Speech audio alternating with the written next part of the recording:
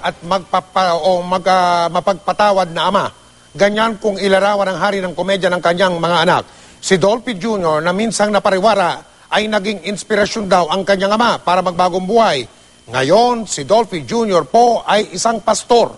Mula sa The Heritage Park sa Taguig, nakatutok din live si Cara David. Cara. Yes, Mike, alam mo, ilang linggo nang pinag-uusapan yung pagtatanghal kay Dolphy bilang isang national artist. Pero para sa pamilya Quezon, bigyan man ng parangal o hindi, itong si Dolphy, higit na karangalan sa kanila ang matawag si Dolphy na isang ama. Isa sa mga maagang nagtungo sa Heritage Park ang anak ni Dolphy na si Rodolfo Quezon Jr. o mas kilala bilang Dolphy Jr. Aminado si Dolphy Jr., malaki ang sama ng loob at problema na idinulot niya sa ama matapos siyang malulong sa droga at makulong noong dekada 80. Pero sadya raw walang patid ang pagmamahal ni Dolphy sa kanyang mga anak. Pinatawad siya nito at niyakap lalo na nang siya'y makalaya. Nagpapasalamat una sa Panginoon na siya ang binigay na daddy sa amin. Mabait. Mabait talaga. Mabait. Sa kanya lahat, mapagmahal. Masikaso. Tsaka maganda sa kanya yung iba-iba man ang mother namin.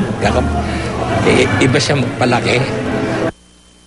Si Dolphy ang naging inspirasyon niya para magbagong buhay at maging pastor. Kaya bago pumanaw ang kanyang ama, niyakap niya ito at muling humingi ng tawad. Sabi ko, di na doon na kami lahat. Sabi ko, Daddy, nadidinig mo ba ako? So, nandito kami lahat, kumpleto kami, with Shasha, nandito. Sabi ko, Dad, pagod ka na ba? Kung pagod ka na, sabi ko, okay lang. Sabi ko, pahinga ka na. Saka sabi ko, Dad, kung ano man naging kasalanan namin sa iyo, lahat magkakapatid, sabi ko, patawarin mo sana kami. Kung ano man kahihiyan, nadulot namin, sabi ko, patawarin mo kami, sabi ko sa kanya. Masakit para sa mga anak ni Dolphy na makitang naghihirap ang kanilang ama. Pero pinakamasakit daw noong Martes. Labis na raw kasi ang paghihirap ni Dolphy noon sa kanyang sakit at patuloy ang pagdurugo. Kaya nagdesisyon daw ang pamilya at mga doktor na itigil na ang medikasyon at ipaubaya na lang ang lahat sa Panginoon. It came to the point that his body could not take it anymore. So, to the point that he was hemorrhaging already. So the doctors decided to stop medication. He's a fighter, he's a survivor, but it's just that his body could not. Yeah. Hindi na kaya ng katawan. Ayon kay Eric, unti-unti na raw natatanggap ng pamilya ang pagkawala ng Comedy King. Nagbibigay lakas daw sa kanilang lahat ang dagsa ng fans at mga malalapit na kaibigan na nagbibigay pugay sa kanilang ama. Sa lahat daw ng ayaw ni Dolphy, yung nakikitang malungkot ang kanyang pamilya. Kaya sana raw, higit sa luha, maalala natin si Dolphy ng may ngiti. He's gonna make heaven a happier place. Baka nga gumagawa na nga ng sitcom yun sa taas. Dad, I'm really gonna miss you. And I just wanna say I love you very much. Patid ng pamilya Quezon, hanggang ngayon mainit pa rin ang usap-usapan ukol sa pagtatanghal kay Dolphy bilang national artist. Sa ngayon, malayo na raw ito sa kanilang isipan.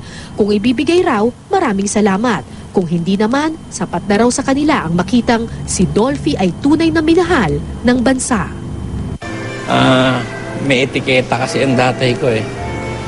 Yung ayaw nyo, hindi niya naman pipilitin bigay mo sa kanya yun eh. Pero alam ko, sa puso ng mga tao, siya national artist.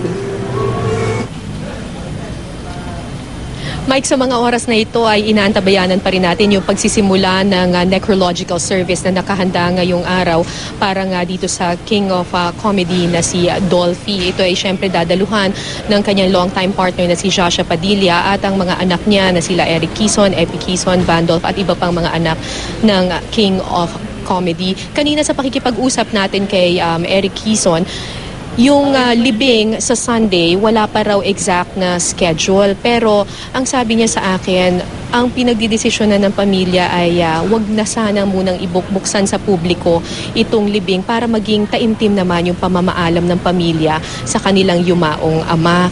Pero magbibigay daw sila ng platform para sa media para makuhaan pa rin ito ng footage para rin makita ng publiko yung libing kay Dolphy. Mike? Maraming salamat, Cara David.